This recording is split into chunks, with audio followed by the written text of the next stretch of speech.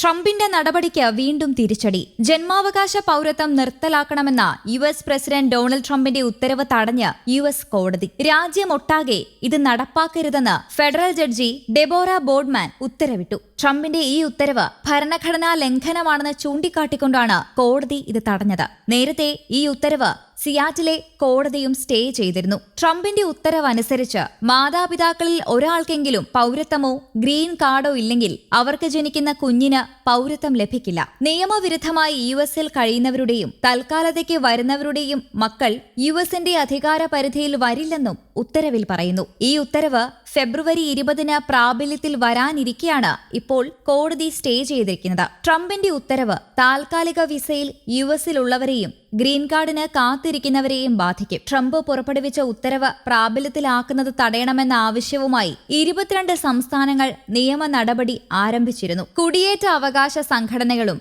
ഒരു കൂട്ടം ഗർഭിണികളായ സ്ത്രീകളും ചേർന്നാണ് നിയമ പോരാട്ടം നടത്തുന്നത്. ജന്മാവകാശ പൗരത്വം യുഎസ് ജനാധിപത്യത്തിന്റെ അടിസ്ഥാനമാണെന്നും 1868 14ാം ഭേദഗതി അംഗീകരിച്ചതിന് ശേഷം, പ്രത്യേകിച്ച് ആഭ്യന്തര യുദ്ധത്തിന് ശേഷം അത് രാജ്യത്തിന്റെ നിയമങ്ങളിൽ അവിഭാജ്യമാണെന്നും അവർ വാദിക്കുന്നു. പൗരന്മാരല്ലാത്തവർക്ക് ജനിക്കുന്ന കുട്ടികൾ യുഎസിന്റെ അധികാര പരിധിക്ക് വിധേയരല്ല എന്നും അതിനാൽ പൗരത്വത്തിന് അർഹതയില്ല എന്നുമുള്ള ട്രംപ് ഭരണകൂടത്തിന്റെ വാദമാണ് തർക്കത്തിന്റെ അടിസ്ഥാനം. എന്നാൽ അവരുടെ മാതാപിതാക്കളുടെ ഇമിഗ്രേഷൻ സ്റ്റാറ്റസ് പരിഗണിക്കാതെ യുഎസ് മണ്ണിൽ ജനിച്ച എല്ലാ ആളുകൾക്കും പൗരത്വം ഉറപ്പു നൽകുന്നുവെന്ന് ഉത്തരവിനെ എതിർക്കുന്നവർ വാദിക്കുന്നു. യുഎസ് മണ്ണിൽ ജനിക്കുന്ന എല്ലാ കുഞ്ഞുങ്ങളും ജനിക്കുമ്പോൾ തന്നെ ഒരു യുഎസ് പൗരനാണ്. അതാണ് നമ്മുടെ രാജ്യത്തിന്റെ നിയമവും പാരമ്പര്യവും. ഈ കേസ് തീർപ്പാക്കുന്നതുവരെ നിലവിലുള്ള സ്ഥിതി തുടരുമെന്ന് ഫെഡറൽ ജഡ്ജി ഡെബോറ ബോർഡ്മാൻ പറഞ്ഞു. ജന്മാവകാശ പൗരത്വം നിർത്തലാക്കാനുള്ള എക്സിക്യൂട്ടീവ് ഉത്തരവ് തടയുകയാണെന്നും നിയമ നടപടികൾ പൂർത്തിയാകുന്നതുവരെ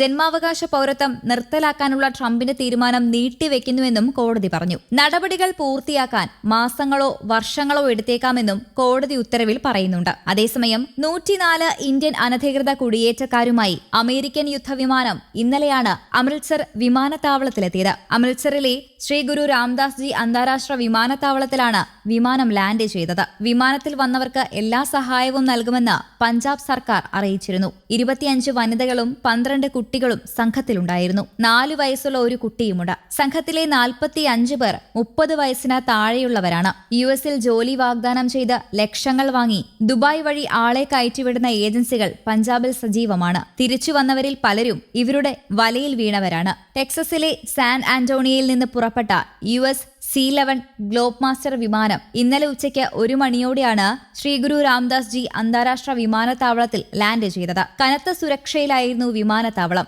30 പേർ പഞ്ചാബിൽ നിന്നുള്ളവരാണ്. എണ്ണത്തിൽ ഇവരാണ് കൂടുതൽ. മറ്റുള്ളവർ ഹരിയാന, ഗുജറാത്ത്, മഹാരാഷ്ട്ര, ഉത്തർപ്രദേശ്, ഛത്തീസ്ഗഡ് സ്വദേശികളും. വർക്ക് പെർമിറ്റിന്റെ കാലാവധി കഴിഞ്ഞിട്ടും യുഎസിൽ തുടർന്നവരെയാണ് നാടുകടത്തിയതെന്ന് അറിയിക്കുന്നു. ഇന്ത്യൻ എംബസി അധികൃതർ പൗരത്വം പരിശോധിച്ചുറപ്പിച്ച ശേഷമാണ് ടെക്സസിൽ നിന്ന് വിമാനത്തിൽ കയറ്റിയത്. വരും ദിവസങ്ങളിൽ കൂടുതൽ ഇന്ത്യക്കാരെ തിരിച്ചയക്കുമെന്നാണ് സൂചന. News desk, Kerala Kaumudi.